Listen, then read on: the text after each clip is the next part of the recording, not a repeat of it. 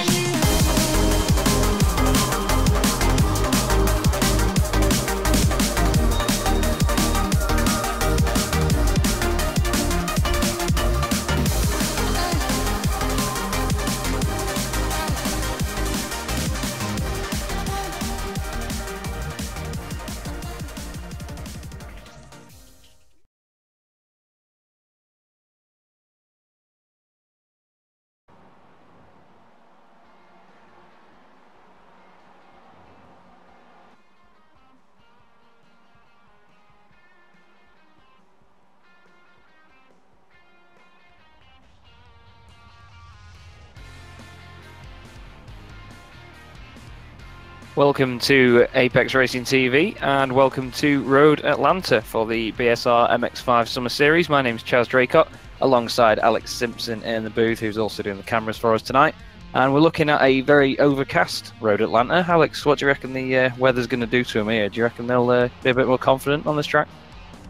Yeah, well, they'll have no issues with the tyres or anything like that. And of course, these the tyres do go off on the MX5s. They do last a decent while, but first few laps normally are what's best, so they might get maybe 4 or 5 laps out of them where a car's really quick, and then they'll just slowly start to drop off. So I don't think they'll notice that too much tonight. So should be just some good hard racing out there. Of course, the long circuit here at Road Atlanta, very twisty, complex first sector, flat out in sort of like the high downforce cars that I'm used to. But I think it's going to be a totally different beast in the MX5, that's for sure.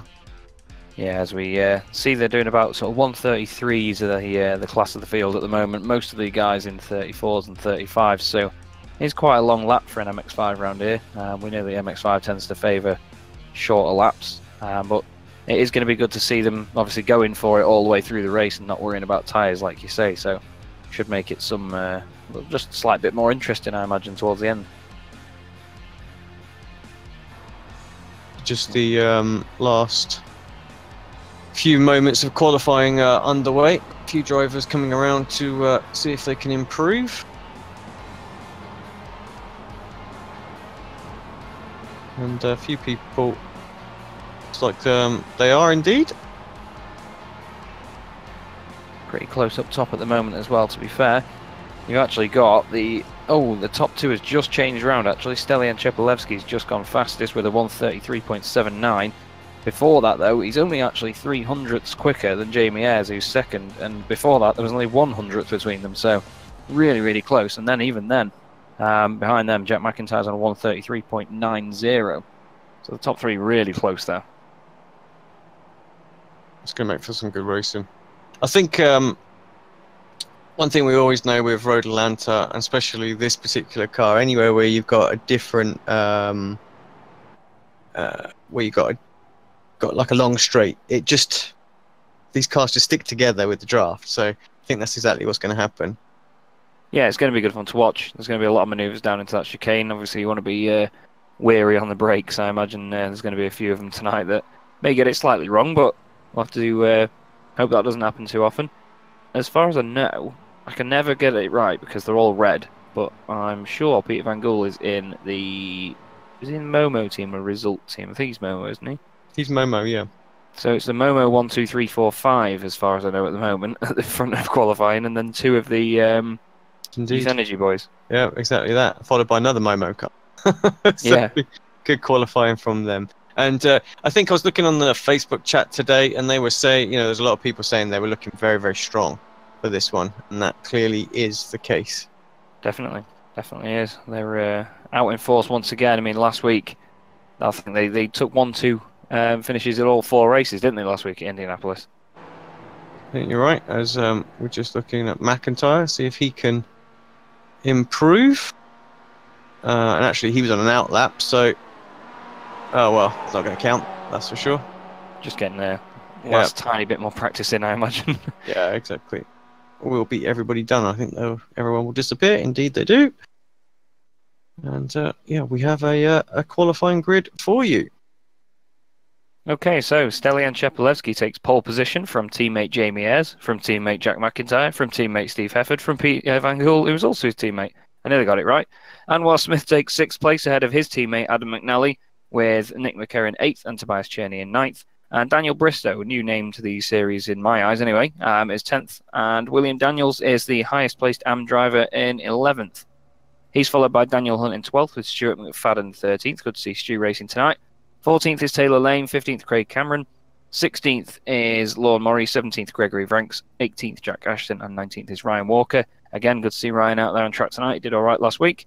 Adam Hedgecock is 20th with Rob Lundgren 22nd.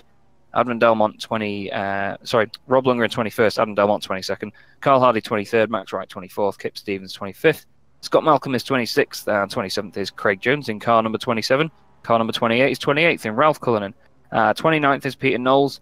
30th is Mick Barry, 31st David Ayres, 32nd Michael Key, 33rd John Roberts, 34th Rob Graham, 35th Jordan Giddings, 36th is Benjamin Mears, 37th Ben Creaner, 38th Sean Gardner, 39th Addy King, and 40th is Stephen Baxter. So there's quite a lot of quick guys further down the field there. There must have been quite a few penalties this week.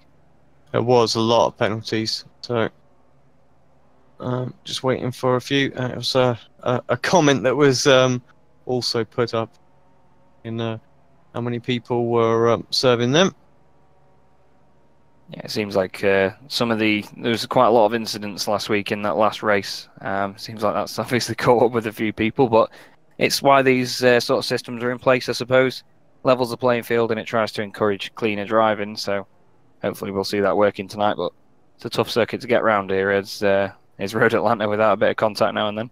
I don't know if you saw the message from Pascal to try a particular setting on your iPad? I have, yes. I've just seen that now as the red lights come on and the green lights are on their way. Stelian Chepelevsky gets a good start. All the Momo boys seem to do all right, but it's Anwar Smith from the 3rd row of the grid. He's got a really good launch off the line. He's going to be troubling some of the Momo guys up near the front. They all stay line astern for now. Seems like everyone's getting through quite neatly so far. Can't see anyone flying down the timing screen yet. There's a lot of green where people are getting overtaken 3 wide there on screen. That's John Roberts making up places after starting near the back of the field. And it looks like so far everyone's got round all right, which is good stuff. Maybe the cold weather helping these guys not to wash out wide into one another. Just Daniel Bristow, new to the series, and unfortunately, gets a welcome with a straight DNF. Not the way you want to start your evening. I've just seen as well, apparently Adrian King's had issues. It says Adrian King crashed. I'm not sure what happened to him there.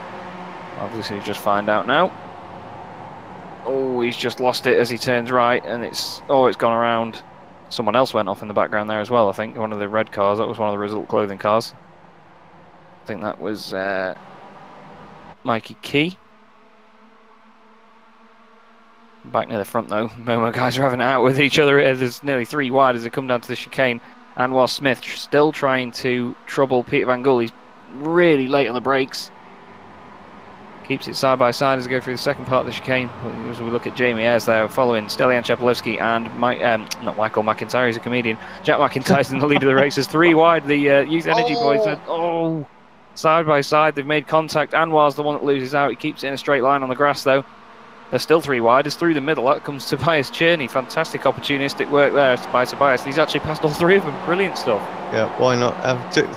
Saw what was unfolding in front of him and thought, well, I can get all of them right now. And indeed he does. So up 3 spots for Tobias. Now it's the Momo boys for him. Yeah, he's really on a move at the moment, as we saw Stuart McFadden jumping onto the back of this train as well. Good to see Stu racing again tonight. And some of the Northern Lights racing boys there as well, in the background with Dan Hunt involved with them. So this could be a really interesting train as these guys start to get the slipstream on this sort of latter part of the lap. Really close together throughout the whole train of cars. It's great to watch.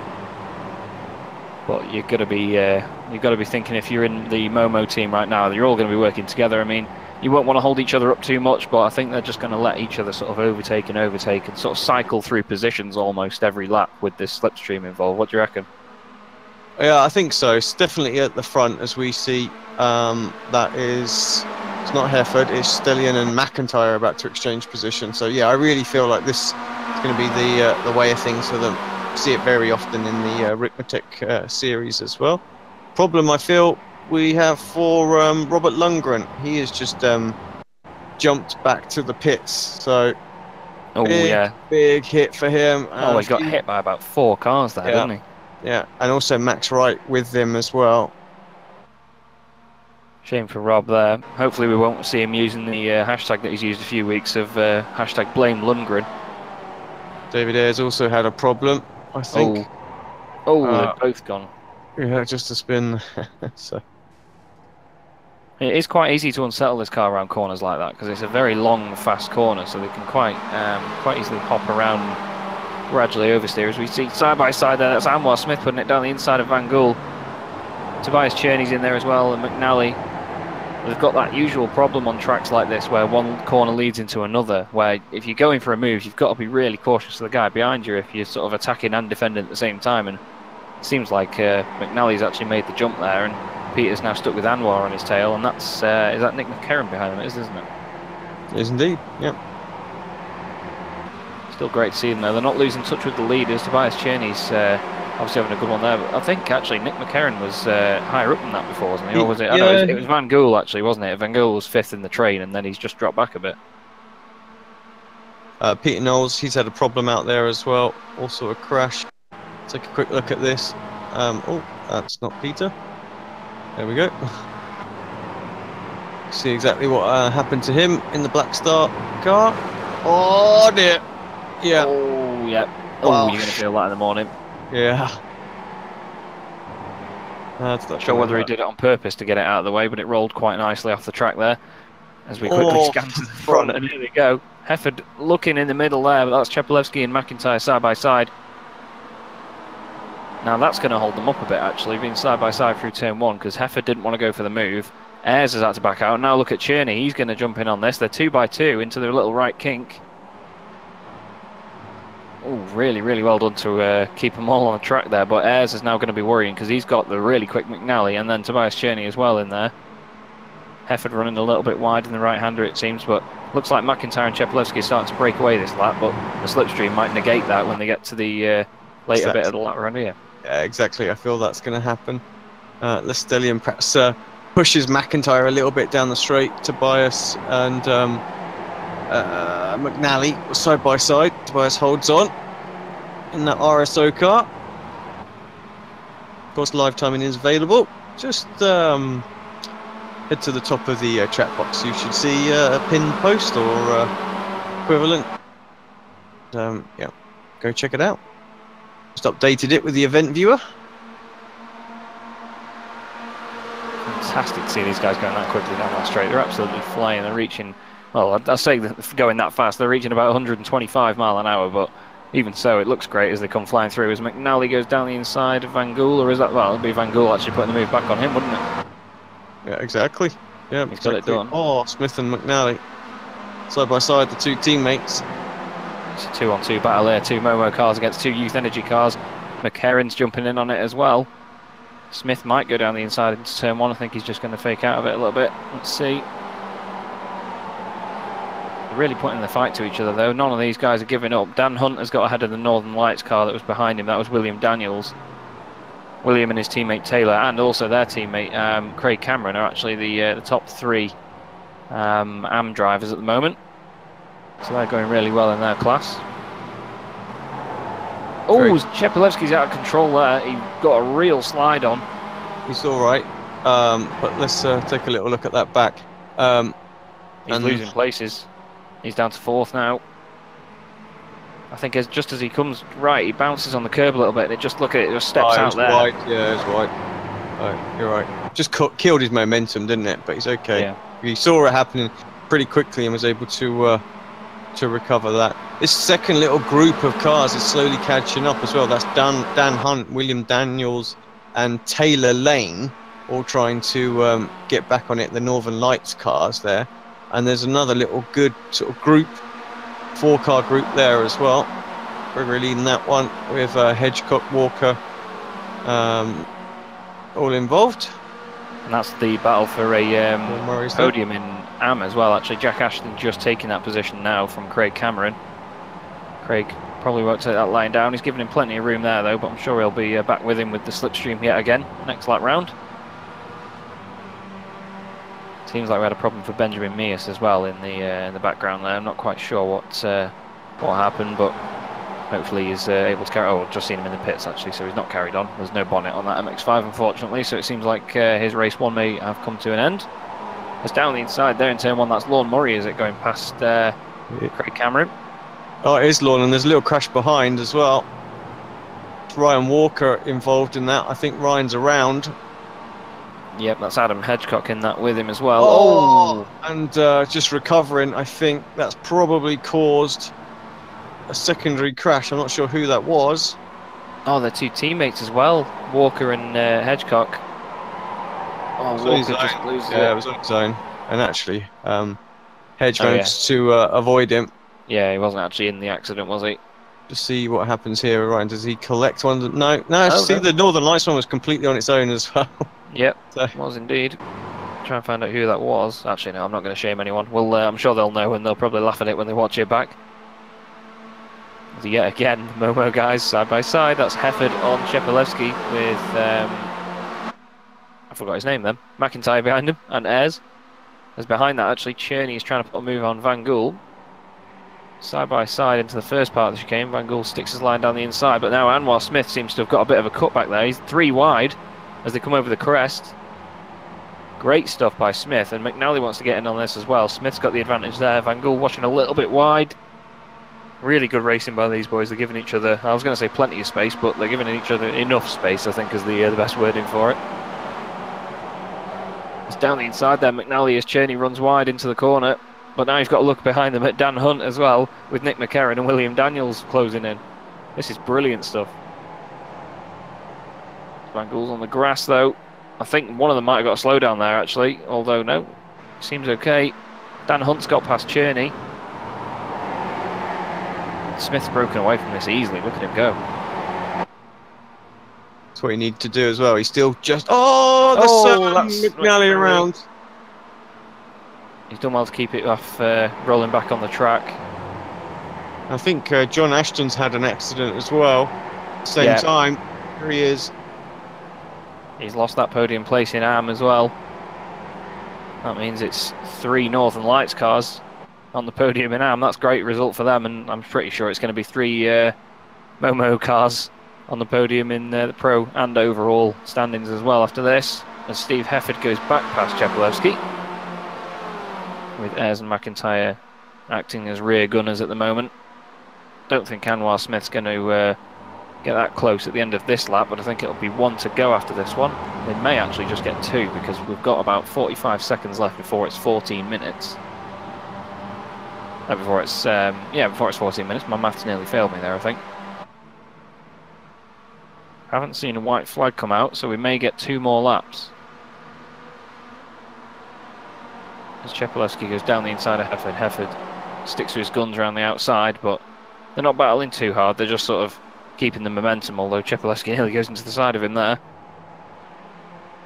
And Anwar's really closed in here. Anwar's been fantastic these last few weeks, and he's really continuing that sort of form as they go through the little S's section there, come back up the hill. This is such an important corner as well, isn't it, Alex? With the big curbs either side, you've really got to keep the momentum. Yeah, and you don't always want to take all that exit curb there as well, because that can just slow your momentum down. But Smith car seems like it's set up really well. Just glides over the top of the sort of the bumpiest part of the circuit. Didn't really lose any momentum at all. And yeah, he wants to get himself in and amongst these boys, separate them up a little bit. It's all nice for them at the moment. Teammates together, not really battling each other too hard. He's doing a cracking job as ever, though. He's only made up 1 place from where he started, to be fair, but he did go down a few places in the opening laps with a couple of manoeuvres being made. And the Momo boys are really going to have to organise themselves a little bit here. I mean, they seem like they know what they're on about, and they look like they know what they're doing. They're a formidable force when there's only 1 of you and 4 of them. But as we come on to what is probably going to be the final lap, they've got 5 seconds left before it's 15 minutes. Anwar's gone down the inside of McIntyre. This is the final lap now, then. Well, actually, there's actually 2 minutes left, so they might just sneak through. Ah, right, yeah, sorry. You're using the iRacing time, which starts as soon as they start gridding. So, but yeah, 2 minutes left, so we'll have 1 more. This 13 minutes is the timing indicator. Anwar, I think, might have just shoulder barged McIntyre a little bit there. There may have been a tiny bit of contact, but can't have been that bad. But yeah, it's separated them 2 away from the group quite a bit now. So Anwar's got to try and do a bit more work to get back up, but he's up into 4th place for now. But he'll want to get on that podium minimum. We know what Anwar's like. He's a really competitive racer. He's very quick. He's in the background. They're still sort of battling. That seems to have calmed down a little bit with Van Gool, Cherney, Hunt and McCarron. Yeah, Dan getting himself right in this one as well. That was good. So he was slowly catching up with them, wasn't he, earlier on? We alluded to that. So, big slide though. Really big slide on the exit there. That's not going to help him down a long straight, but Cherney is going to get help from Peter Van Gool's toe. I don't know what foot it's on, but it's one of them. Just glides through. Peter's going to want to tuck back into the toe again, though. Try and get a little bit more speed as they come onto the brakes. It's like it's all in slow motion. It really is in the MX5, and it's a shame because when you drive it, it actually does start to feel like a proper rapid little pocket rocket sometimes as he gets a nice little slide on the exit there. That's another great characteristic of the car. You can slide it once you're pushing the car hard enough. You do get a little slide on the exit of most corners, and it can be really good fun to drive. It's just down the straights. It just needs that little bit more. You can feel it even now watching it, as there was a reason that he's over to the right. He keeps Van Gool on the outside. Dan Hunt's going to be rubbing his hands together here thinking, come on boys, just one of you make a mistake trying to make a move. He's weaving around all over the place behind him. Cherney hits that curb hard. But he's got a fantastic run out of there, though, hasn't he? I'd say actually Van Gool was particularly slow off of that, so yeah, that's slowed him down. The front 5 have all closed back up as well. Anwar's right in the mix here. And this is the final lap of the race. This is where he wants to keep it smooth, keep it clean, get the best run out of this corner that he can now. He doesn't want to slide the car, he wants to just get a nice turn in. He's bounced a little bit on the curb, but he's got it hooked up nice and straight. Doesn't seem to have lost any ground. And the Momo chat right now, they're going to be telling each other, right, you go this side, I'll go this side. Stellian's going to be saying, move it, Steve, your wheels are too bright, I'm going to come past on your right hand side. Ayres is going to go with him. Anwar just doesn't seem to have the run, though. Can't get close enough, can he? No, very close there between Chepelewski and Hefford. They need each other on the final lap. Anwar's got a great run though. He's on the grass. He wants to phone him. He's going to have to go around the outside. That ain't going to be easy. Chepelewski's going to come across with it. Good win for Stellian. Steve Hefford in second. It was Ayres followed by Smith, and then you've got this next little group coming through. They're pretty much as they were. Hunt, Van Gaal, McCarran. And we've got a couple of other good little battles. This is Stevens and Hedgecock. Just to say as well, William Daniels was the winner in AM with his teammate Taylor Lane second and Craig Cameron third in AM. So complete sweep of the AM podium for Northern Lights there. I'm sure Craig Evans will be happy with that one as well. Ryan Walker there recovering also. He ends up finishing 21st, I apologise.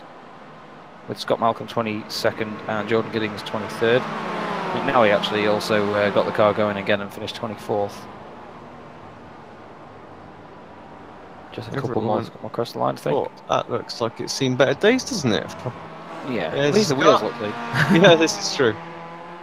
Ah, well, someone's slow, and he's going to take that spot. Or is he? Ooh, maybe. Yep. It looked like it was understeering a little bit there as he, I think that was Eddie King who overtook at the end there. Was indeed. It was a good little scrap though, that.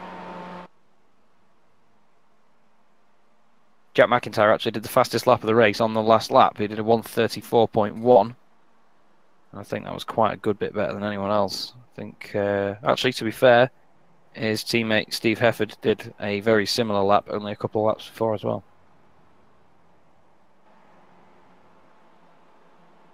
Sort of highlights what I said before, though, about them still maintaining really good pace till the end of the race. If you can do the fastest lap at the end, it just shows that the tyres haven't gone off, like we said just like we said earlier, I suppose.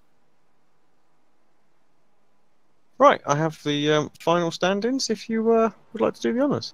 Smash him. So Stelian Cherpilevsky takes the win in the first race of the evening, ahead of Steve Hefford, Jamie Ayres and Anwar Smith. Another sweep of the podium by Momo. That makes it 5 races in a row where they've actually had a 1-2. Jack McIntyre finishing 5th, Tobias Cherney, great result in 6th, with Dan Hunt making his way up 5 places to 7th. Peter Van Gaal finished 8th with Nick McCarran in 9th, and as we said before, William Daniels in 10th place is the highest placed AM driver. Taylor Lane is 11th with Lorne Murray in 12th, Craig Cameron 13th and Gregory Vranks 14th. Kip Stevens 15th, Adam Hedgecock 16th, Jack Ashton in 17th after his little spin near the end of the race. Ralph Cullinan is 18th with John Roberts in 19th and Adam Delmont in 20th. Ryan Walker 21st, 22nd Scott Malcolm 23rd, Jordan Giddings 24th, Adam McNally. 25th was Carl Hardy. 26th was Sean Gardner, 27th Rob Graham, 28th Mick Barry, 29th was Ben Creaner, 30th David Ayres, 31st Addy King. And the cars that weren't classified, 5 laps down was Benjamin Mears. Then you've got Peter Knowles, Craig Jones, Stuart McFadden was out as well, didn't see his accident I don't think. And also my iPad has just died right in front of me, I'm not sure why. I'll just finish it off with Rob Lundgren, Max Wright, Mikey Key, Dan Bristow and Stephen Baxter. Awesome stuff. Right. Like a bit of technical difficulties, eh?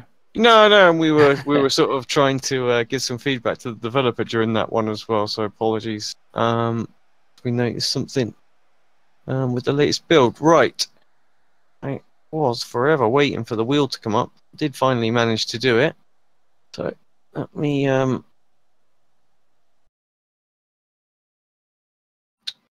switch on over.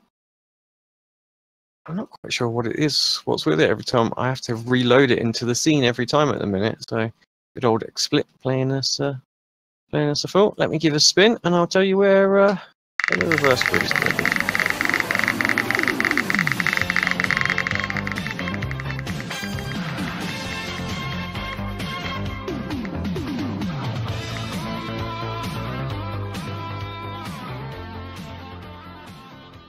Ends on 15th, so quite a small one. Okay, it's nice to see a smaller grid change for once for these guys. That puts Ellis Stevens on pole position with Gregory Vranks second, Craig Cameron third, and Lorne Murray in 4th. Some stuff. Right, well, we'll be back in about 15 minutes for race number 2 of the night. If you enjoyed that one, well, 15 cars reversed. It's a pretty small one, but I tell you what, it will spice it up a little bit. See you then. Time.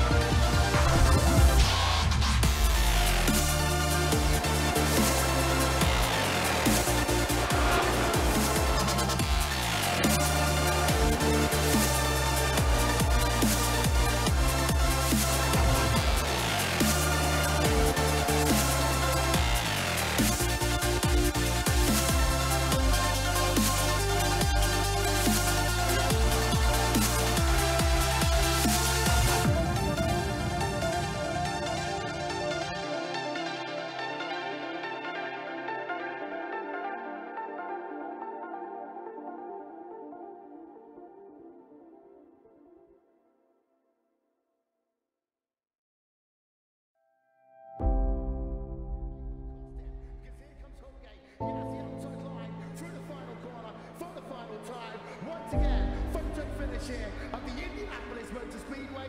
Would it be Tim Hogan? It's going to be Christopher DeMerritt at the line.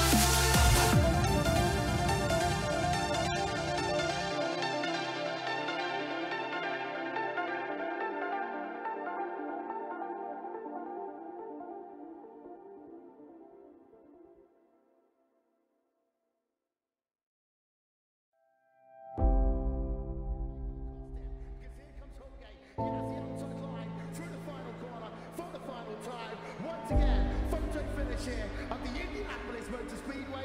Would it be Tim Hogan? It's going to be Christopher DeMary at the line.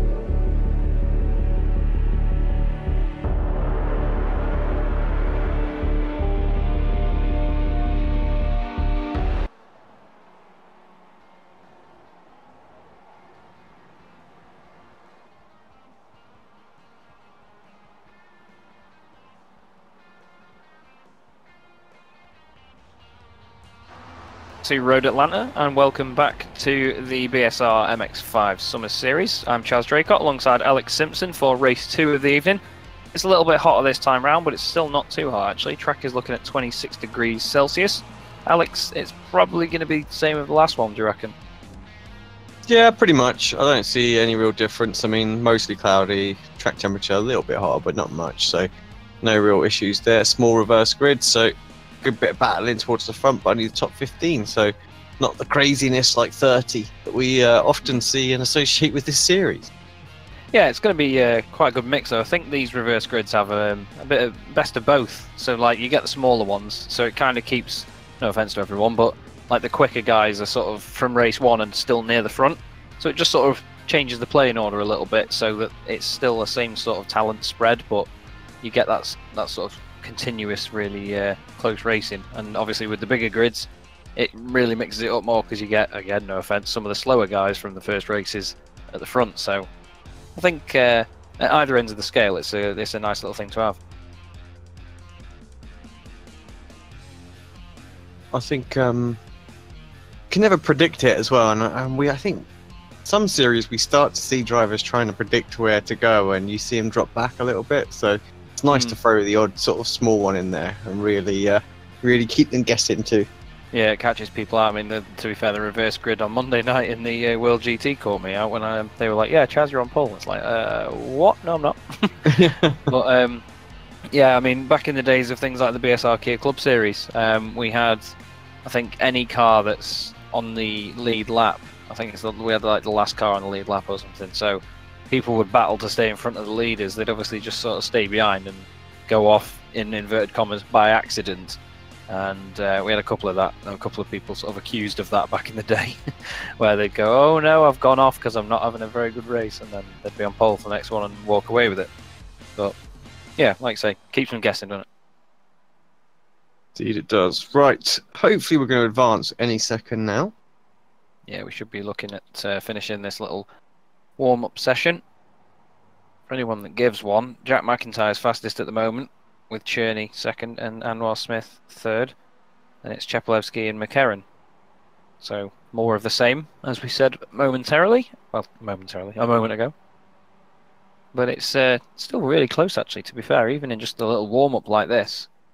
It's a really, really tight little field in this series. And I mean, we say it every week that the racing's really close, but it really, really is. We don't just say it to sort of hype it up and make it sound better than it is. It is really close racing. Yeah, I mean, when you look at that first race, obviously they actually qualified. Normally what you see is the fastest guys on pole position pulling away from each other. You know, that's kind of what it's normally all about. But that first race, none of that at all. We had good sort of 6-7 cars really battling it out for a potential win there. And I think, you know, they'll get towards the front. We might have a random person break away at the start of this one. Who knows? You know, so it could be anyone win. So I do like the format. It really gives everyone a chance to get on the top step of the podium as well. Keeps it very interesting, race 2, 3 and 4. Yeah, it also mixes it up a bit with the races being so short as well, because I think if they were any longer, then you would see some of the quicker guys start to just make their way up to the front in every single race. Absolutely. Yeah, So I agree with that totally. I think the And shorter that's ones are better. kind of why we have some accidents as well. And I think, you know, sometimes the BSR gets a bit of bad rep because you know, there's a lot of crashes involved. But when you have 30, you know, when you could have a 35 or 40 car reverse grid, you know, and you've got people who are just naturally much quicker going past these other people who are also trying to go past people that they're quicker than, you know, always going to cause some issues out there as well. And you know, it's part of the nature of the series. You have to understand when to make your moves and, you know, when to expect something that could kick off and try and avoid it. You know, wreck avoidance is part of the skill. I've seen many a big team join BSR leagues and literally cry off. So, you know, because it's you know, there's too many crashes going on and stuff like that. It's just like, oh, come on, man up.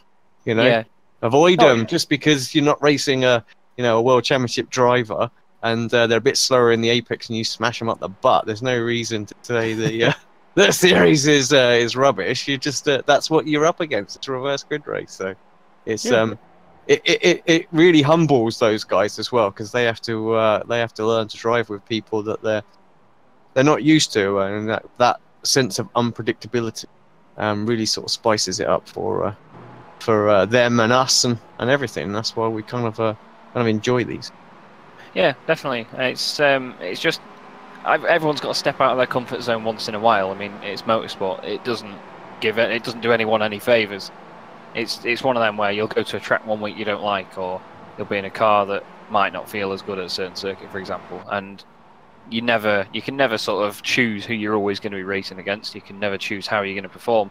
So it's just part of what comes with it, really, if it all boils down to that, I suppose. But it is always interesting to watch. I mean, like you say, there are teams that do go into it and they expect everyone to be able to drive on their level, I think, is the one of the sort of ways you could word it. But it's all about having a great balance of patience. You could be going through a field of slower drivers and have to sort of slow down that extra bit through a corner just to make sure you don't hit them. But I'm sure that you'd rather finish a race than be sort of pointed at and accused of taking people out because you didn't have the patience. And I mean, we do see that a lot. There are drivers out there on iRacing, and not even just in this series, but all over iRacing that do the same. And it's just, again, part of the sport, but it's always something that you can learn from. I mean, people have to learn from mistakes, as we see some skid marks off track there and a lot of smoke. I'm not quite sure what would have happened there. We see Cherney. What we do need to do is we need to advance the session. We do, yeah. I'm trying to make my sentences last as long as they can. And to be fair, I mean, people say I talk too much, but even I'm going to probably struggle to keep up with that one. 20-minute race, and we have an equal length in warm up. You know, so I know they put it up there, so it gives us enough time to get in there. But yeah, once we're in, let's get it zipped on, because does extend the night quite a bit. Yeah, it does indeed. And the We track might lose be it. rubbing up too. You know, the people that are watching as well. You know, they kind of lose a little bit of interest. They're like, oh well, this is fun. They're you know, what are they doing? Are they finished? Yeah. Are they practicing? Or, you know, what's going on? They don't really know. So yeah, we are just getting ready for the race. Of course, as it's been up on screen for a little while as well.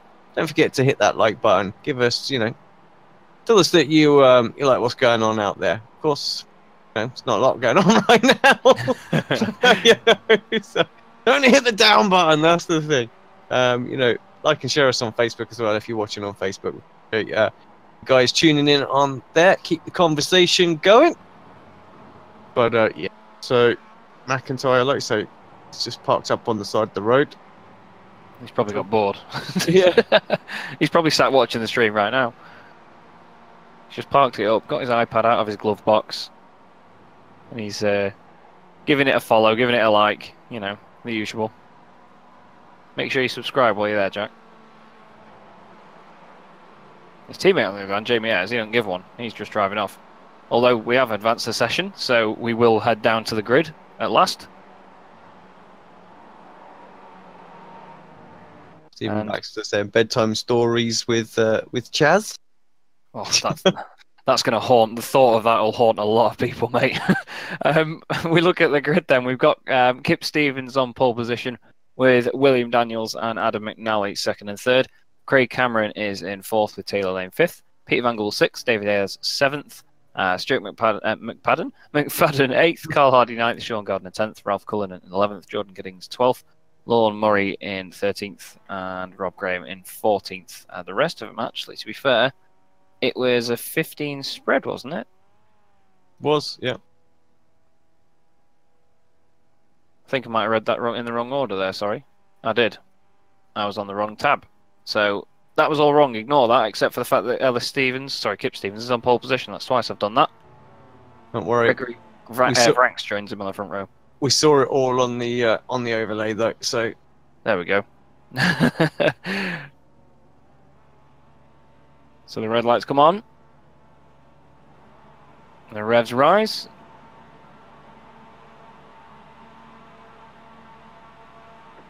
And they're away. Held the lights for quite a while there. Looks like a really good start from the second row of the grid there. That's Lorne Murray getting a great launch off the line. There's the three Northern Lights cars there with him. But Kip Stevens has made a really good start. Keeps the lead into turn one.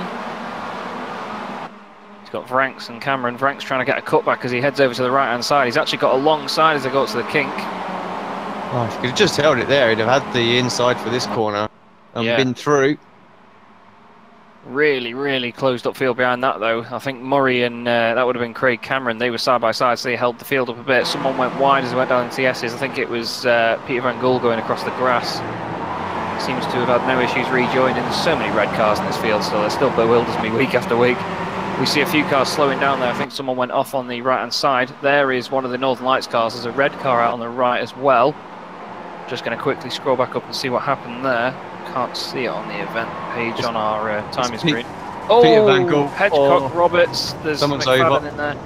Gardner, Van Gool. Yeah, that's quite a big one. There's another two cars off on the inside. I think Ryan Walker's involved in that. Oh, that's not a great rejoin there. Who was that coming back on the track? That was Dan Bristow reversing onto the racing line.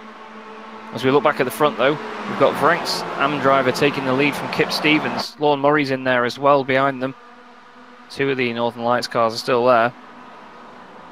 Murray had to get out of that, didn't he? He looked like he was going to have a run, break a bit earlier than he wanted to. Avoid hitting Kip there. Did indeed, but like I say, that's the patience kicking in. The patience we were on about earlier, trying to get past the guy in front. This is really going to bunch up now. They're going to go three wide. Nice little overlap there. Is Lorne Murray going to be brave enough on the brakes? He is, and he's got it done. The Northern Lights boys are going to try and capitalise on that. One of them's gone through. That's Craig Cameron. William Daniels is going to try it, but look at that. That's McIntyre coming up the inside. McIntyre up into 5th place. Around the outside of the kink there. Fantastic stuff as always from McIntyre. He's even going to grab 4th there as he goes past Cameron. I think Cameron was compromised by Franks' line through there. 7 spots already. Great start. You can see all the rest of the Momo boys come in as well. Yeah. This is what we took. Oh, jeez. That's not Don't going to do think- your shock absorbers any good, son. No, it just about held onto that one. If that had bounced just a little bit more awkward, I think that could have been, that would have curtain been a call for him there. But got away with it. Lord Murray then out in front, getting a little bit of a gap on Kip Stevens. You can see them all trying to keep the toe by going out really wide there. But you're right, the Momo boys are looming in the background, but it's Jack McIntyre, fantastic as always. He's always spectacular at making his way through the field. He's already up into 4th place, started 11th. Amazing stuff as always. Any other big moves in the field? Adam McNally up 8 places, Rob Graham, Ben Kreener's up 9, Rob Lundgren's up 12 places. That makes up for his accident in race 1 as McIntyre goes into 3rd there. Overtakes Gregory Vranks. Awesome stuff. Craig Cameron's going to try and capitalise now as Kip Stevens goes past Lorne Murray for the lead. Holds it down the inside. Great exit actually off the chicane. Speaking of great exits though, look at Jack McIntyre. Is he going to take the lead here into turn 1? He's going to do a Murray. He backs out of it. Lorne Murray for the 2nd time goes past Kip Stevens as turn 1. Ah, great line from McIntyre. He swung right over to the right, knew that he'd be able to get the overlap on the inside there and have the inside for this blind right, which is exactly what he's done. Frank's there, just caught the grass. Took a few cones with him. Still Smith managed to hold his place though. as well. Oh, there's a bit of contact between the Momo boys there. I think that was McCarron and Chepelevsky getting a bit of a wiggle on. I think Cheppy just held it as they're involved. There's loads of them there. Jack Ashton, Adam McNally, who's the other one that's in there with them. I recognise it's Adam Delmont with the white wheels in the Youth Energy car as Jack McIntyre around the outside there into the right-hander. Lorne's a little bit wide on the brakes. Jack has to avoid him. He saw the brakes come on. Got a little nudge, didn't he, from behind Murray, so that gives him a little bit of extra boost down the back straight. Look at Anwar Smith, Anwar Smith, yeah. That's a heck of a run. We're 3 wide, and you can see the leader just there. He's definitely got the pace over him. McIntyre's got nowhere to go, though. McIntyre's stuck behind Lorne Murray. My word. Oh, he's going to go 4 wide. It's 4 wide into the chicane. McIntyre backs out of it on the grass. Lorne Murray, oh no. Well, there was only one sensible driver there, and that was McIntyre. And this is why he's going to come out in the lead. Yeah. Again, patience. I'm not sure who that was on, really. Some big picture driving going on there, right there for McIntyre. That's a lesson to all the other 3.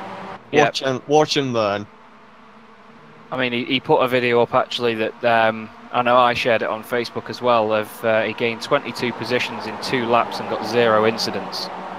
Did McIntyre, and that was at Indianapolis, and it's just an absolute wonder to watch. He's just so clean, so patient everywhere, and it's amazing, absolutely amazing. As Dan Hunt there makes contact with Smith, that's Hefford there getting involved as well. One of the Northern Lights boys giving it a look, but backing out of the manoeuvre.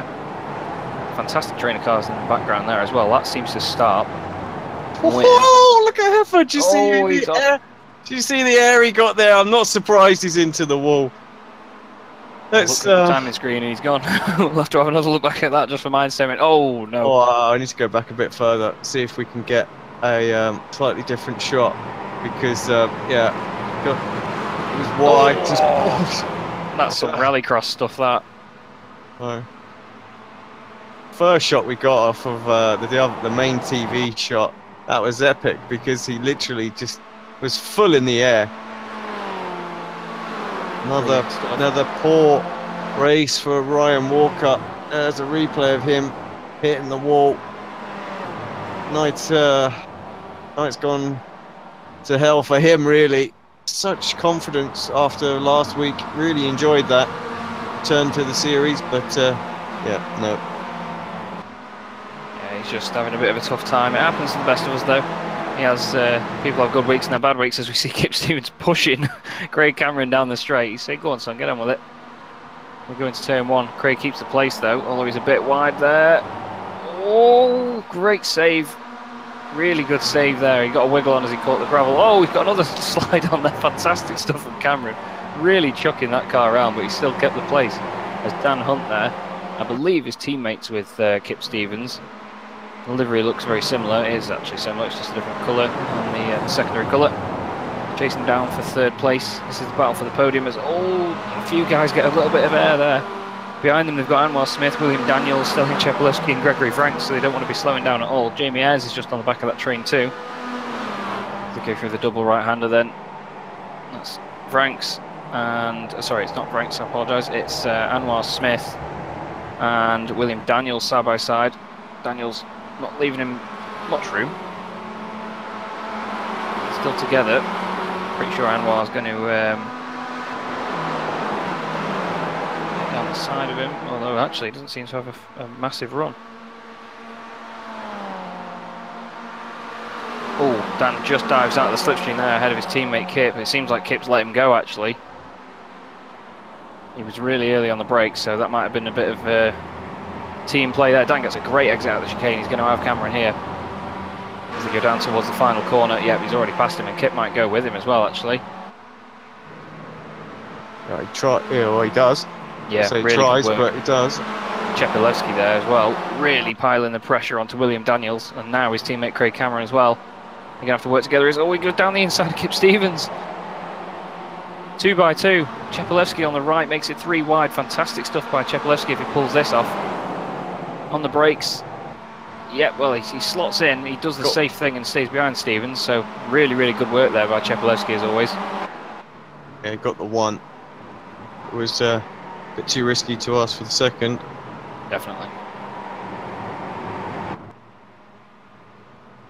See what you mean though about that curb. I mean, if you get the wrong sort of bounce from the inside curb as you turn left, it can really sort of, it unsettles the car anyway before you even get onto that curb on the outside. So the main thing is to obviously nail the entrance and not hit the apex too hard. Just try and keep it away from the curb if you can. I know even in GT3 cars it's a bit of a nightmare. You see McNally there. Who's that he's battling with? That's Nick McCarron, tucked right under his rear bumper as they come down the straight. Great little stream of MX5s as always, as we see Chepelewski down the inside of Kip Stevens. Confident on the brakes there, steadying. Oh, but he come over a little bit in the braking zone. Caught Kip out a little bit. Careful with that, because, you know, you're far more vulnerable than the car that would hit you there, that's for sure. And yeah, Stelling gets away with it this time. Yeah, I think Kip got out of it as soon as he knew, which was good of him. As wow, look at that, Jamie Ayres there, switching from one side to the other down the inside of Anwar Smith. I think Anwar might be struggling a bit with damage because he's not going as quickly as we've seen him going before. William Daniels doing a great job though as we look at him. He's the highest placed AM driver at the moment. Doing a fantastic job in 5th position amongst these boys. Oh, big wobble on there, they're flipping. That was really sad. He's having a bit of trouble with that car right now, isn't he, actually? I think he might have overheated the tyres a little bit. Oh, I thought he was going to run wide as well, but sort of drift off the corner. It's okay. Smith not made the progress that I thought he was going to. Of course, was right there, but I'm guessing perhaps that damage that he's got on that front left really is what's affecting him. There's a good little battle here between Scott Malcolm and Robert Lundgren, and that's Malcolm. It's Cherney. Oh, sorry, it's Cherney. Sorry, yeah, my mistake. Because that's Cherney through. Oh, you turn away from this group, and literally they're right next to each other again. Jamie Ayres and down the inside of Kip Stevens. He's coming across again in the braking zone. Kip's going to get sick of him doing that to him eventually. He's down the inside of Craig Cameron as well. Sorry, William Daniels, not Craig Cameron. Does a great job there, and he's through. Anwar's going to be on the back of this now, but as we've been saying, he seems to be struggling just with pace. I don't know whether it affects him straight line wise, but with it being a clockwise circuit, front left damage is the last thing that you want, really, isn't it? Yeah, exactly. Yeah, it's just going to be horrible for him. Especially in corners like that as well. I mean, even though it is obviously, you get the nice bit of camber through turn 1 there, down somewhere like the S's, for example, where the cars naturally wash wide anyway, it's going to feel like an absolute canal boat. As he's got Craig Cameron and Gregory Ranks closing in on him as well. Although Gregory actually looked a bit closer than that about 2 corners ago, so my bad. Sounded like someone might have spun out there. I'm not sure whether it's just the tyre noise is making a bit too much noise, but Jamie Ayres went on a wild ride there, didn't he? Yeah, and Kip I think was a little wide too, showing us the new iRacing graphics. We love those grass clumps. It is one of those tiny little details actually that you don't really consider, and it's always good that iRacing throws in those little things. I think it's becoming, well, they're just sort of surprising the community with little details that people just sort of go, yeah, you know what, actually, I really like that, and it's just nice to see because you know that they love their motorsport themselves. I mean, you wouldn't do this if you didn't love it, but there are sims out there that don't go to those sorts of lengths, and iRacing does prove every time and time again that they really do care about it and what people want, and even just the slightest bit of immersion. Like, I mean, I know that they put a lot of physics into like gravel and rubber that gets thrown about, like in how it bounces off the track or how it bounces off car windscreens and stuff, and just simple things like that. It's just fantastic to see it all working so beautifully. As we see Chepelevsky now chasing Dan Hunt. Yeah. These boys have raced together a long time in BSR. It's great to see them both back out on track racing each other once again. I mean, it's been a while since I've seen it anyway. I don't know about anyone that's watching and yourself, Alex, but it's really, really good to see these guys going head to head. They're really pushing hard. You can see how the cars are moving around. See if Stelian can get a nice run through here. He's been really quick out of this corner all night so far. Oh, big wobble on for Jamie Ayres again there. He's going to lose a place to William Daniels, I believe. Williams got the overlap, but he's going to be on the outside. Ayres keeps the spot.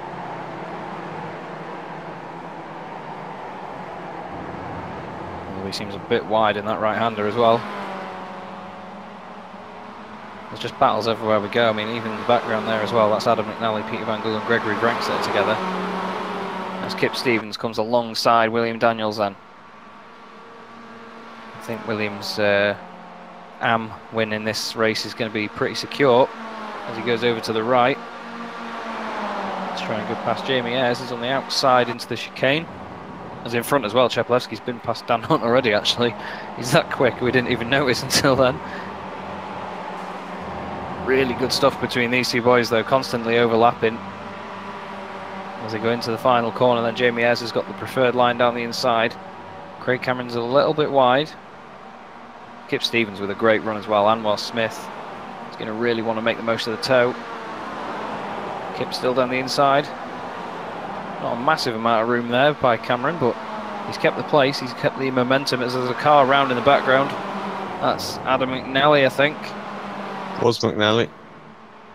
There's just so much going on. I can't even switch back and show you the overtake. You know. I tell you what. Let me try and do it very quickly now while they're coming on. But they are, of course, on the last lap, so I need to get a wriggle on with this.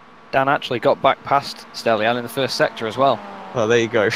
So he's currently ahead of him by just 0.3 of a second, though. Jack McIntyre at the moment, though, 5-second lead. Fantastic stuff as always. There's that, and this will be the other one, and then we're going to switch back to live. Got a great run, didn't he, coming out the final corner and through. So that's that move done. Right, back to live. We're on the penultimate lap. Sorry, I was getting ahead of myself. But it's so easy to do in these races because it's quite often we find ourselves coming out the last corner and we're like, oh, it's finished. So for us to be ahead of the game for once with these guys is it's a nice little switch of the roles, as we see in the background as well. Craig Cameron down the inside of Jamie Ayres once again. I'm sure he's going to try and get the overlap as they come out of the chicane. Stelian now. You'd probably want to be Dan Hunt in this position. I would think so. Yeah, I would think so. Although really, if you think about it, there's two main slipstreaming points. There's this one, but he's not close enough to make a move. So you reckon if you Dan Hunt now, you stay behind in this section, save whatever you can, just put the pressure on a little bit, wait till you get on that back straight, and then you really make sure you get a nice exit and then just go for it.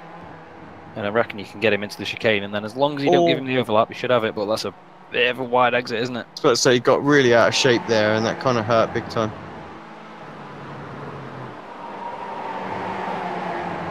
Really pushing through there. You can see him just sliding wide a tiny bit.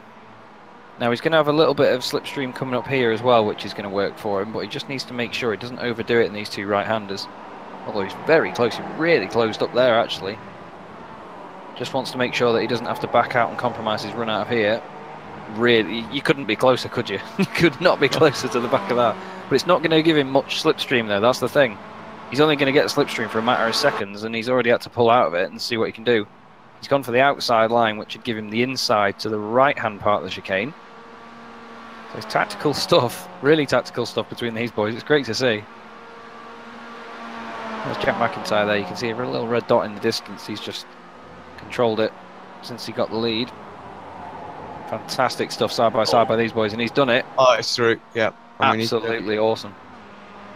But Jack McIntyre then, out the final corner, takes another emphatic victory, another great drive through the field, gaining places and getting a win. He's very happy with it, as you can see.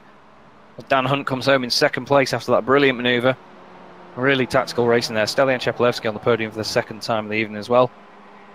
Awesome stuff. Battling all the way through the field. I mean, there's not really many big gaps, to be honest. I mean, the biggest gap other than the lead seems to be about 3, maybe not even 4 seconds. Really, really good spread, as always. Fairford and Benjamin Mears having a little battle, just trying to... Obviously, Hefford hit the wall hard, didn't he, earlier on, so trying to recover.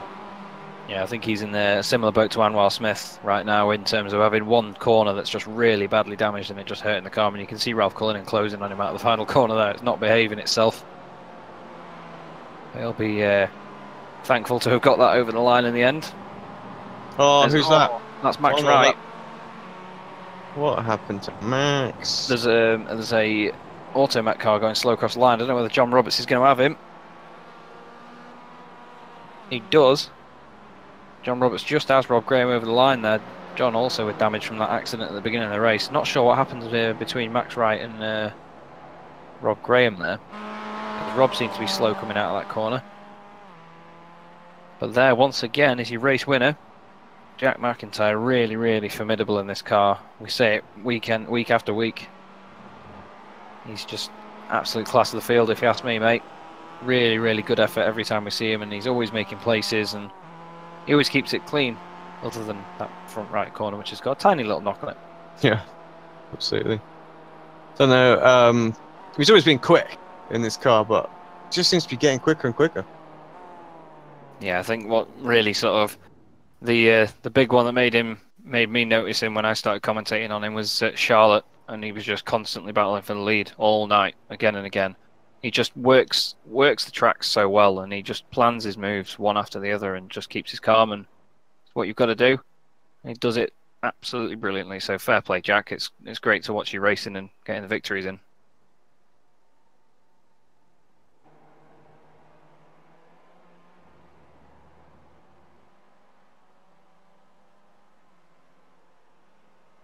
Nice little shot there, close up of the guys coming over the crest. Okay, I believe we have the race results. Smashing stuff. So, Jack McIntyre taking a win again, with Dan Hunt second and Stelian Chepelevsky in third. Jamie Ayres is fourth with Kip Stevens in fifth. And the highest AM driver again is William Daniels with Craig Cameron second in AM. He's eighth. Anwar Smith finished between those pair in seventh. Peter Van Gogh is ninth with Nick McHerron 10th. Gregory Franks third in AM and 11th overall. Tobias Cherney finishing 12th with Jack Ashton in 13th. Adam McNally up 10 places to 14th, even despite that spin, so he's had a really good race, really.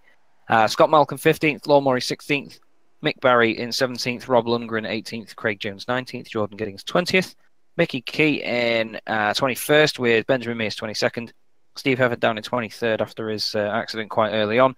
Ralph Cullinan 24th, John Roberts 25th, Rob Graham 26th, Max Wright 27th, who we saw struggling at the end, Peter Knowles 28th, Addy King 29th, and the cars that are more than a lap down. Daniel Bristow 5 laps down with Taylor Lane 6 laps down, Sean Gardner also 6 laps down. 7 laps down were Ben Kriener and Adam Delmont, Ryan Walker 8 laps down, and Adam Hedgecock 10 laps down, Carl Hardy also 10, and David Ayres and Stuart McFadden out on the first lap as well.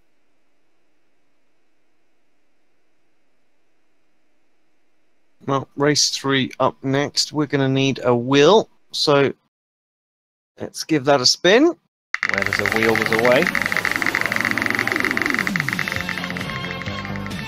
Relatively small last time, but I think it's going to be the other way around this time, and indeed it is. It's a full -1, which I believe is the largest grid reverse we can possibly get now. Right, okay, so I know, I've still not learned it by now, but I'm sure it's 1 lap down or less. But if it's -1, that means it's Peter Knowles on pole position, with Max Wright, Rob Graham, and John Roberts. Once again, fortune from the reverse grid. Hopefully, we'll see him turn his night around after seeing the damaged car. Yeah, should be a good one. We'll be back in about 10 to 15 minutes when the session's up, and we will go through the action from there.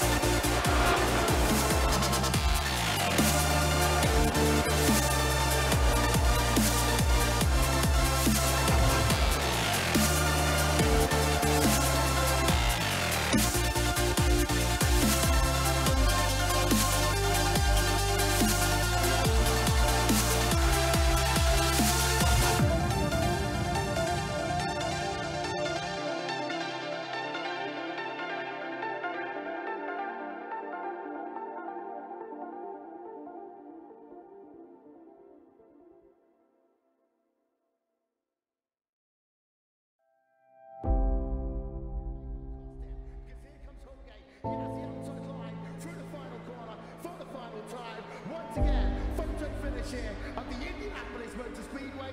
Will it be Tim Hogan? It's going to be Christopher DeMary at the line.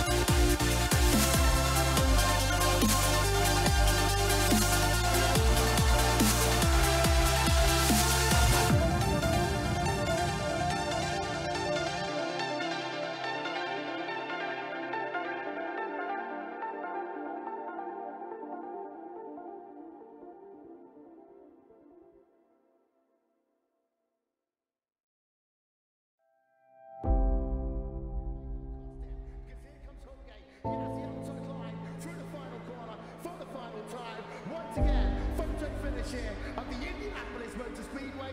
Would it be Tim Hogan? It's going to be Christopher DeMary at the line.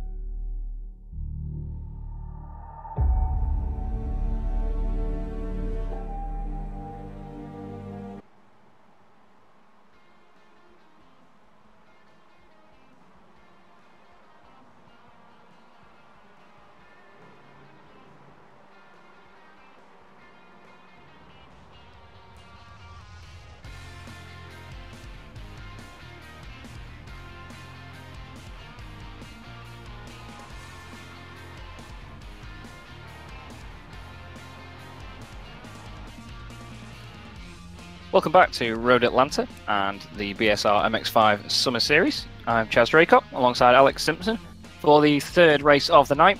We've got overcast conditions once again, which is nice to see. I'm just converting my temperatures to Celsius as opposed to Fahrenheit, and it's 19 degrees Celsius on track, so a really cold one this time. Alex, what do you reckon that's going to throw into the mix? I don't think it's going to change too much. It's been cold all night.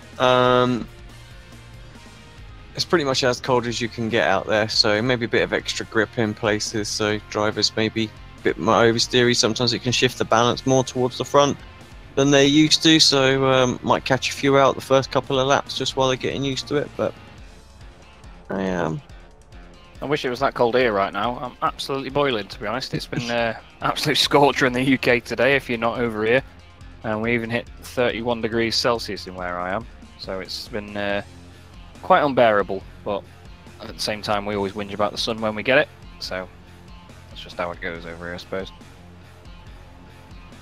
So we're waiting on the grid then. Well, I've got it. It's gone through. It's up on screen. Here we go. Peter Knowles on the pole. Takes us away. Gets bogged down. Like an absolute mare off the start. And, yeah, Max Wright straight up and round the outside. I think I'm having a few issues here, actually. I am not following the cameras for some reason. So quick ganders. There we go. But yeah, he does get the move done, as we see, as he goes up the hill. Peter Knowles ahead then. Fantastic work. Hopefully he's going to try and run away with it. We see, someone on the inside there just hopping over the curbs. Not quite sure who that was. Trying to look back. It was Michael Key. The hop the curbs. There's people taking so many different lines through there. Rob Graham, I think, was it? It was just running a little wide there. Oh, well, I think we've lost Robert Lundgren. Yeah, he's around, coming out of that tricky left-hander. There's a few people as well. Who is that 39th? A King with problems as well. Oh Kip Stevens, no, John Trotman Roberts. down. John Roberts is going down the order Bosh. again. Everyone scrambles to avoid coming back on the circuit. Dan as Hunt's well. around, yeah. Smith is losing places as well. Don't know quite what that was about. Oh, nearly 5 wide down the straight there, boys. That's crazy. Some of them back out. There's Anwar Smith in the middle of it all with Chepelevsky, Van Gool, one of the Automet cars, one of the Northern Lights cars. Still 3 wide. Oh, they're so close to contact. Chepelevsky flies down the inside there. Brilliant stuff. The number 99 car's in there as well. That's Gregory Franks in the Automet car. Anwar Smith again with front left damage at the end of the lap. Barry around. Incredible sort of display of formation flying behind him there. That's some of the Momo cars. There's a Northern Lights car, Youth Energy car in there as well. It's just cars side by side everywhere we look. As we see Anwar down the inside then of the number 34 car. That's William Daniels, highest placed AM driver in race 2. Brave Cullinan looking like he's trying to get onto Craig Jones as well. See what was going on right at the front as well, because it's pretty tasty there with Steve Hefford right on the tail of Rob Graham. Of course, Hefford rewarded after his accident and misfortunes in race number 2 with a good grid position for this one. Yeah, he's certainly in with a shout here. 3rd place, and just on the 2nd lap, it's a great place to be if you're Steve Hefford. He pulls along the side and past Rob Graham. Rob's still the highest placed AM driver in the race though, so he'll surely be happy with that. Although he's got 4 AM drivers chasing him down. Peter Knowles is there in 4th place still. But Max Wright leads the way then. He has a look down the inside there. There's 2 wide in the background there. I'm not quite sure who that was. I think Tobias Cherney's involved. Ben Mears, Ralph Cullinan, Adam McNally. And back of that you've got Jamie Ayres as well. Really close racing between these guys. Ralph's going to be really hesitant. They're 3 wide, yeah. He's the meat in the sandwich there, isn't he? Oh, good exit Brilliant. from all of them. They avoid each other. Jamie Ayres nearly got that then as well. Oh, bit of contact I think there with Ralph. It's just sort of knocked him wide into turn 1. I think that worked out quite nicely actually. They're still very, very close in that sort of second group behind. You're right, McNally just trying to pick a position to try and get back through these guys, but in the end, he's the one that comes off worse. Yeah, it just didn't work for him. He just seemed to get bogged down behind both of them. Side by side through the SS. Who was that? Was that Van Gool and Franks there? Still side by side. Oh, he's just tipped him in the rear corner there. It's not Franks, sorry. It's number 20. It was Scott Malcolm. They were side by side, literally kissing wing mirrors the whole time around. Scott's kept out of the wall though, fair play. He went off at fair speed there, and look at all that lot. I don't know where to look with that. That's mental. Belmont there in the middle. Michael Key. One of the Automet cars in front of them. It's one of the Northern Lights cars in there. I'm just trying to scroll down the order and find out where we are. There's just so many. Look at that. Brilliant just stuff. Such a gaggle there. I mean, that is ridiculous. No, I don't think that class is a gaggle. There's too many. Yeah, that's a school. I was about to say that's a flock. There's a flock right there. That's a flocking load of MX5s there, flying down the straight. As we see Stelian Chepelevsky then, that's going to be Jack Ashton that he's overtaken. Stelian up 15 places, Jamie Ayres. Another one of the Momo boys showing us just how you do it. He's up 18 places so far. Tobias Cherney's up 12 as well. A little bit of smoke there. Someone obviously had a bit of an oversteering moment. That means as well, Stuart McFadden's up 15 places as well into 24th after starting at the back of the grid. But Jamie Ayres is still our highest mover. Steve Hefford leads us onto the next lap of the race. Looking here at 2nd place, Max Wright with Rob Graham still behind him. Great stuff from Max Wright. We see him near the front a good few times, and he is always quick as we look back at the move that got the job done. Straightforward, really, out of the final turn. Just got the momentum, use the slipstream, and up the inside into turn 1. Right, not really fighting it too much. I think sensible of him, because again, he can be pulled along here, and we've seen this work in previous meetings for him. And try and do the same thing again. Yeah, he just knows that the pace is there for him. with Steve. So he's just made the sensible option not to fight him and slow himself down and just let him go. Is that Dan Hunt there going slow down the straight? Seems to be having a few issues. Not sure. But on screen, it's Knowles and Tobias Cherney through well before. Oh, that was close. Knowles nearly hit him. I've just had an issue with my internet just going down. I'm not sure if you can hear me. Yeah, we can still hear you. Yeah, it just seems to have disconnected me from the sim, which is that's always good. Yeah, I'm not sure what's happened there. If you can still hear me, that's a bit of a strange one. I'll get back in as soon as I can. Sorry, everyone. Yeah, it does happen. I think since a couple of builds ago, you know, people have been complaining of this. I've seen a post in the World Championship forum where keep getting dropped and they're all still connected to Discord and TeamSpeak and things like that. So it's, you know, it's quite concerning for them. And yeah, so Craig Jones has got Mears all over him. Just ahead of them, it's McNally and Knowles. And McNally gets himself out of shape, and I thought Knowles was in a worse position, but Craig Jones is the one that's got the run here. Up the inside in the little back straight towards the very, very cambered right-hander that leads into the extremely tight right onto the back straight, and second gear corner easily. Maybe even first in this car, I'm not sure. I think second though. Yeah, I was going to say first is really short in this car. It's sort of only used if you want to spin the thing when you come to the end of a lap or something most of the time. As over here on Apex Radio, Stelia Chepelevsky, I can see from just the timing screen alone, has done the fastest lap of the race of 1:34.3. That's only a tenth quicker than Steve Hefford, though. He's done a few quick laps as well, it seems. Really close actually in lap times the further you look down the order, so it's always nice to see that everyone's on the pace, and I think that's what this cold weather has helped out with. Northern Lights race of Ben Crano there gets the move done. That was on Adam Delman. Delman ended up losing a whole bunch of places there. I do love their livery. Northern Lights just looks so good. Yeah, it's a very, very pretty car. McNally off track, going down the order. Yeah, let's have a look, see what that was about. His teammate Anwar Smith has done the fastest lap of the race, now 2/10 quicker than Stelian was before. Here we go, just about to see a replay of that. All that while that was happening on, there was a bit of battle going on behind as well. Chepelevsky coming through. He just lost the rear going in to turn one. Corrected the car, was fortunate there was enough runoff area there. He's able to rejoin, but yeah, just lost a few places.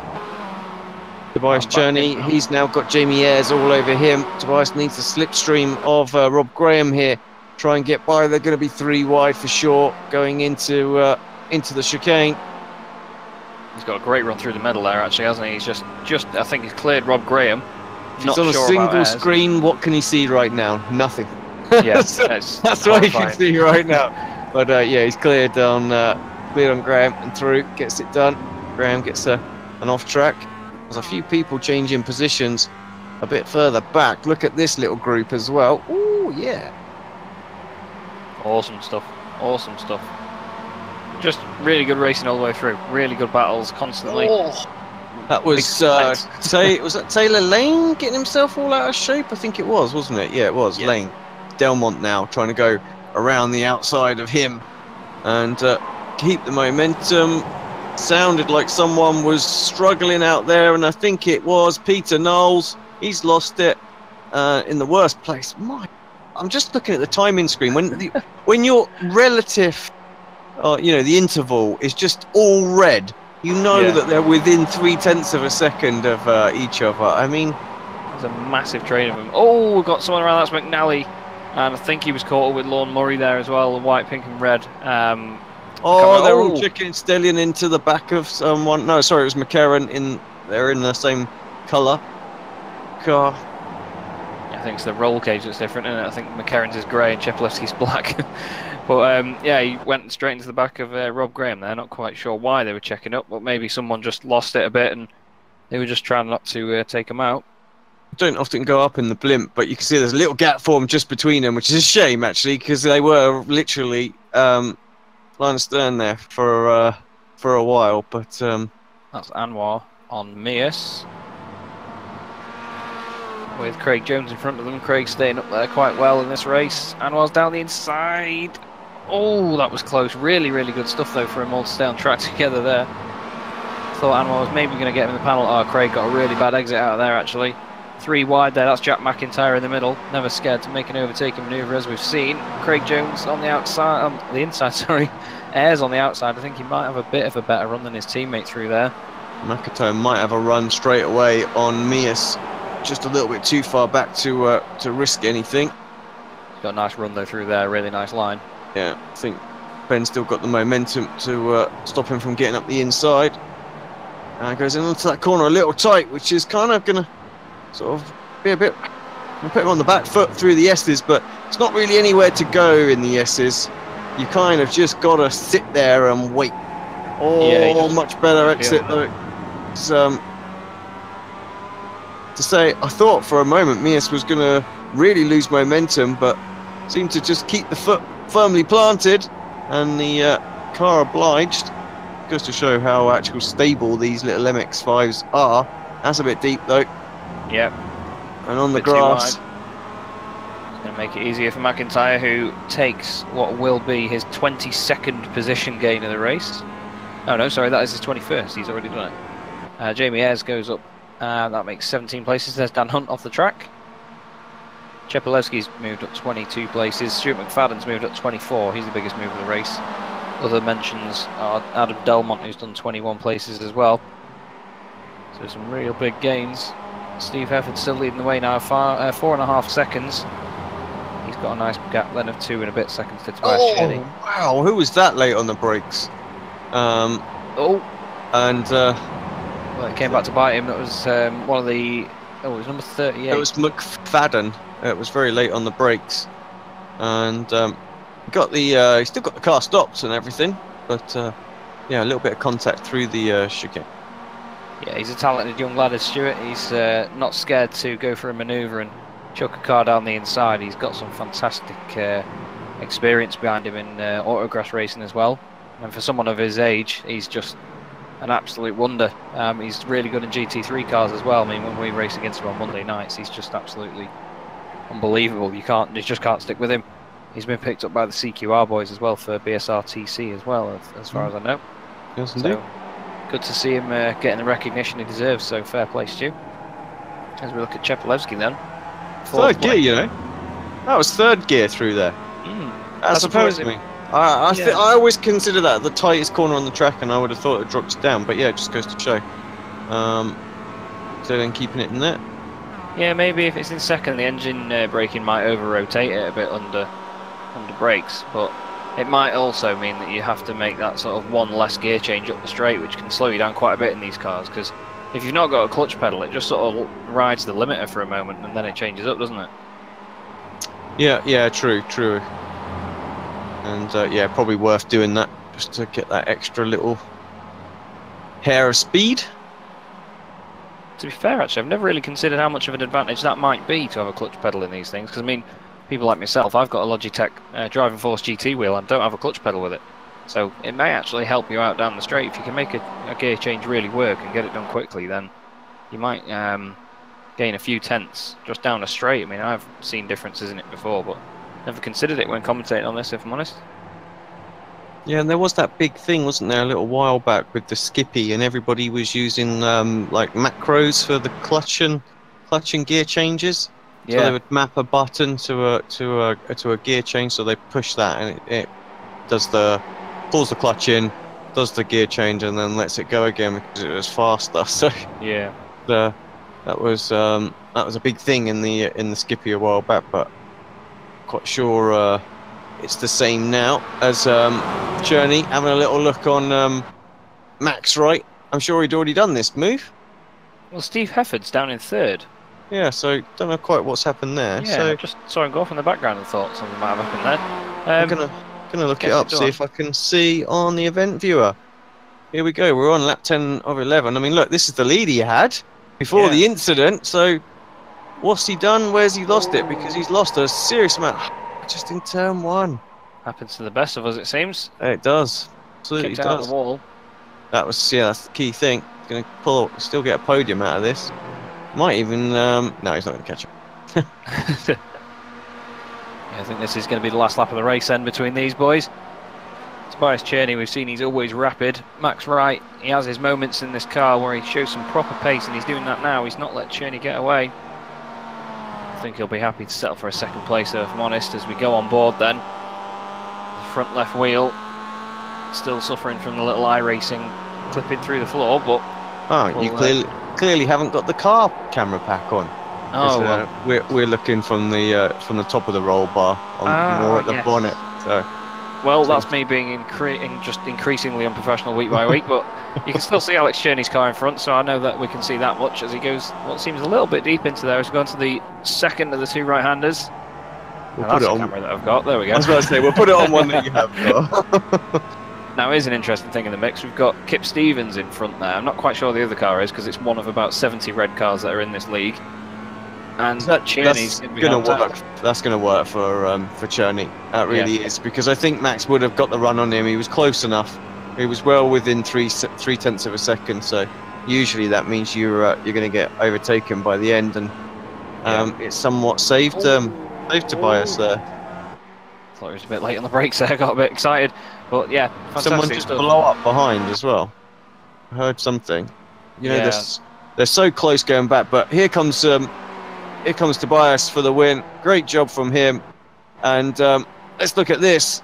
Oh, did someone just get disqualified? Yeah, Ayres off. Disqualified in the final chicane. Oh, people. Oh, what is going on? Hefford slowed down there as well. Yeah. He Not lost sure some what places. Yeah. Did lose some places. Interestingly, McFadden on the outside here of Delmont. Can he get that cut back? Oh, he can, but he can't get it done. Can't get in front. Great effort. Although Hefford, just saying then, he actually 2 people he let past were Van Gool and McIntyre, his 2 teammates. Yeah, so Not I say let past. Obviously, that sounds like a bit of an accusation. Sorry, boys, but he did slow down a lot. And if you had a slowed down though, it might have been from the chicane, but they're quite easy to serve there because you're going uphill, so you just let off the throttle a little bit. But not sure what's gone on there. But at the end of the day, though, the result is as it is. good drive from Max Wright, though, to get second place. One of the best of the seasons for him. Again, probably another camera you haven't got right now. Yeah, probably not. But he's he started second, finished second. Don't think really he could have asked for more from that. He could have obviously gone for the win, so I'll eat my words straight away. But I'm sure that Max will be happy with that result. He puts in a lot of work in these series, and he doesn't always get rewarded with it. He seems to have quite a lot of bad luck with accidents, so it's nice to see him on the podium. And obviously he's still fighting for the win at the end as well. So really, really good. Really impressed.